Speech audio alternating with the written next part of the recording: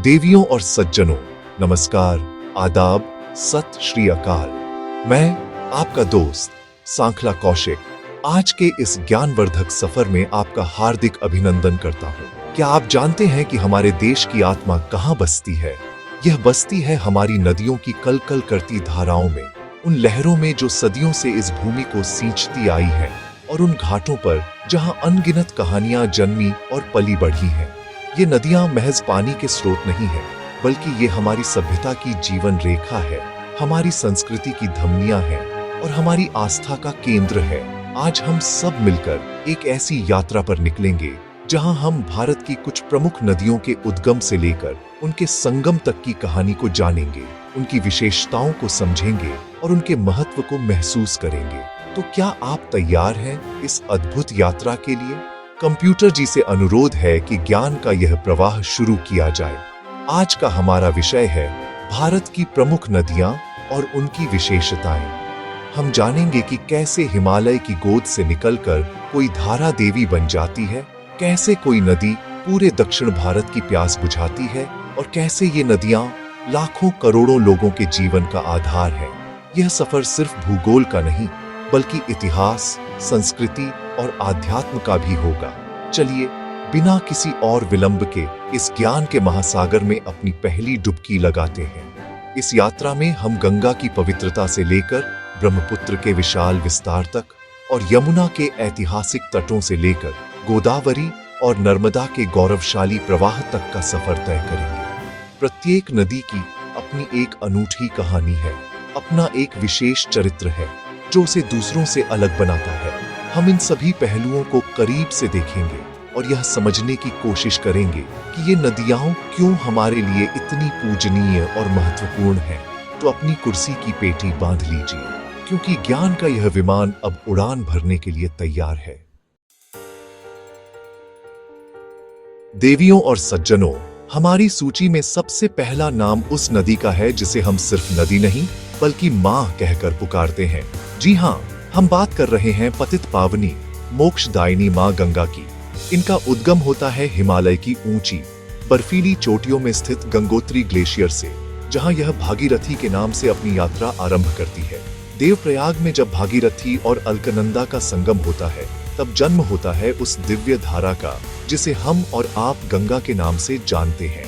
यह भारत की सबसे लंबी नदी है, जो लगभग 2525 किलोमीटर का सफर तय करती है और अपने मार्ग में उत्तराखंड, उत्तर प्रदेश, बिहार और पश्चिम बंगाल जैसे राज्यों को सींचती हुई, उन्हें जीवन देती हुई आगे बढ़ती है। गंगा का प्रवाह केवल एक भौगोलिक घटना नहीं है, यह हमारी संस्कृति और आध्यात्म का एक बहता हुआ प्रतीक है। इसके किनारे हरिद्वार, प्रयागराज और वाराणसी जैसे विश्व प्रसिद्ध तीर्थ स्थल बसे हैं, जहां हर दिन लाखों श्रद्धालु आस्था की डुबकी लगाते हैं। गंगा का मैदान भारत का सबसे उपजाऊ क्षेत्र माना जाता है, जो देश की एक बड़ी आबादी का भरण पोषण करता है। यह नदी सिर्फ जल नहीं देती, बल्कि करोड़ों लोगों को रोजगार, आस्था और पहचान देती है। अंत में पश्चिम बंगाल में यह कई धाराओं में विभाजित हो जाती है और विशाल सुंदरबन डेल्टा का निर्माण करते हुए बंगाल की खाड़ी में विलीन हो जाती है, अपनी यात्रा को एक विराट संगम पर समाप्त करती है। अब हम उस नदी की ओर बढ़ते हैं जिसका नाम हमेशा गंगा के साथ सम्मान से लिया जाता है। यह गंगा की सबसे बड़ी और महत्वपूर्ण सहायक नदी है, देवी यमुना। इनका उद्गम भी हिमालय की गोद में बंदरपूंछ चोटी पर स्थित यमुनोत्री ग्लेशियर से होता है। यमुना जी का सफर भी बड़ा ही रोचक और ऐतिहासिक है। अपनी यात्रा के दौरान यह हरियाणा और उत्तर प्रदेश राज्यों से होकर गुजरती है और हमारे देश की राजधानी दिल्ली और प्रेम के प्रतीक आगरा जैसे महत्वपूर्ण शहरों के सौंदर्य और जीवन का आधार बनती है। ताजमहल का जो प्रतिबिंब हम यमुना के जल में देखते हैं, वह उसकी सुंदरता में चार चांद लगा देता है। यमुना का महत्व केवल भौगोलिक या ऐतिहासिक नहीं है, बल्कि इसका गहरा पौराणिक संबंध भी है। उन्हें सूर्य देव की पुत्री और यमराज की बहन माना जाता है, जिस कारण इन्हें कालिंदी भी कहा जाता है। दिल्ली में लोहे के पुल से लेकर आगरा के घाटों तक यमुना ने इतिहास को बनते और बदलते देखा है। हालांकि आज यह नदी प्रदूषण की गंभीर समस्या से जूझ रही है, जो हम सभी के लिए एक बड़ी चिंता का विषय है। अंततः यह पवित्र नदी प्रयागराज के त्रिवेणी संगम पर मां गंगा और अदृश्य सरस्वती से मिलकर अपने सफर को एक दिव्य मिलन के साथ पूरा करती है। यह संगम भारत की सबसे पवित्र जगहों में से एक है। देवियों और सज्जनों, अब हम आपको एक ऐसी नदी से मिलवाते हैं जिसका नाम पुरुषवाचक है और जिसका स्वभाव भी इसके नाम की तरह ही विशाल और प्रबल है।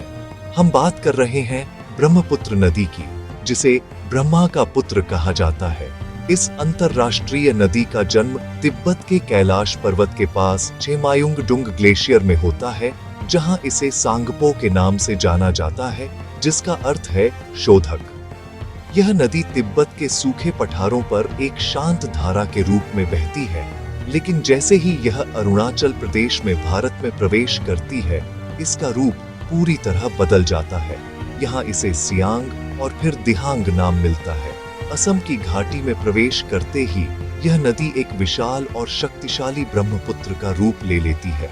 असम में इसकी चौड़ाई कई जगहों पर 10 किलोमीटर तक हो जाती है, जिससे यहाँ दुनिया का सबसे बड़ा नदी द्वीप माजुली भी बनता है। ब्रह्मपुत्र असम की जीवन रेखा है, जो यहाँ की खेती और संस्कृति को गहराई से प्रभावित करती है। लेकिन मानसून के दौरान इसका रौद्र रूप भी देखने को मिलता है, जब यह बाढ़ का कारण बनती है।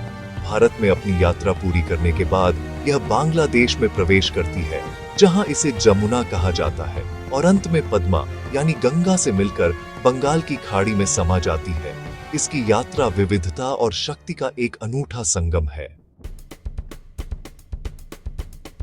चलिए अब हम उत्तर से दक्षिण की ओर चलते हैं और उस नदी की बात करते हैं जिसे बड़े ही स्नेह और सम्मान से दक्षिण गंगा की उपाधि दी गई है।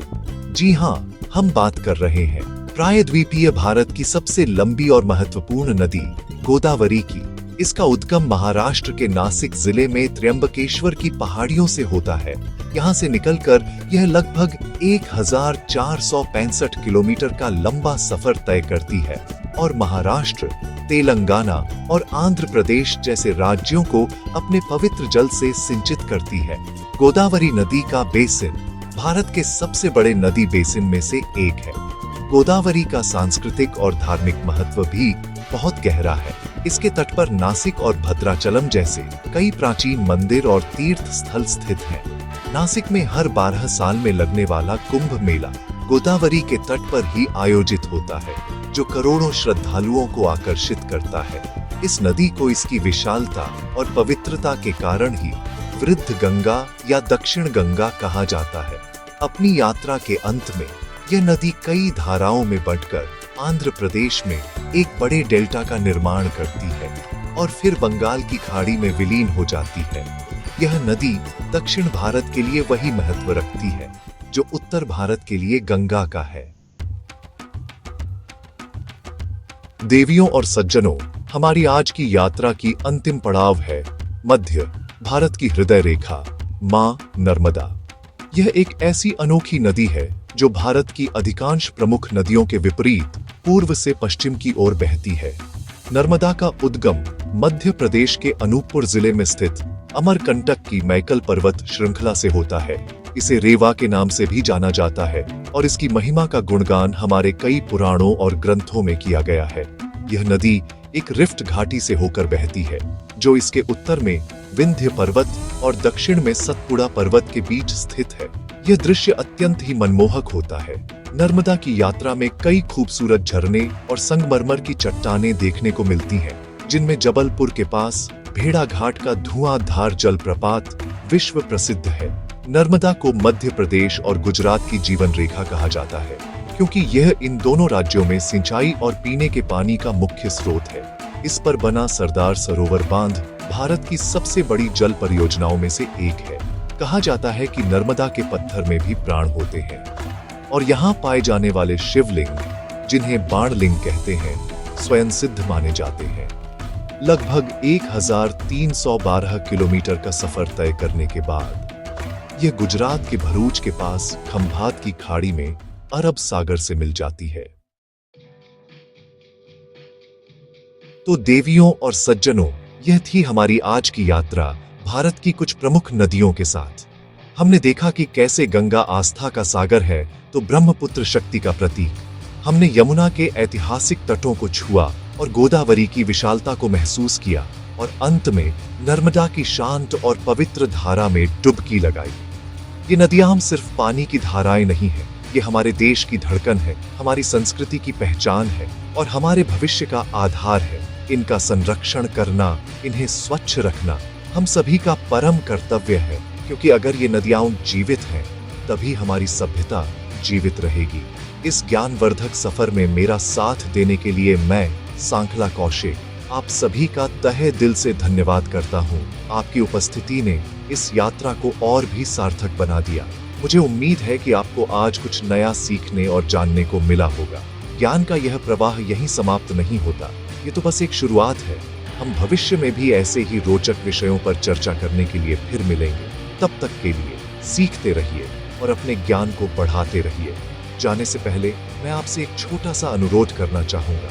आप कमेंट सेक्शन में हमें यह जरूर बताएं कि आपकी पसंदीदा नदी कौन सी है और क्यों, या अगर आपके क्षेत्र में कोई और महत्वपूर्ण नदी बहती है तो उसके बारे में भी हमें बताएं। आपके कमेंट्स हमारे लिए बहुत महत्वपूर्ण हैं। इस चैनल को सब्सक्राइब करना और इस वीडियो को लाइक और शेयर करना न भूलें। अब मुझे आज्ञा दीजिए। शुभ रात्रि, शब्बा खैर, गुड नाइट।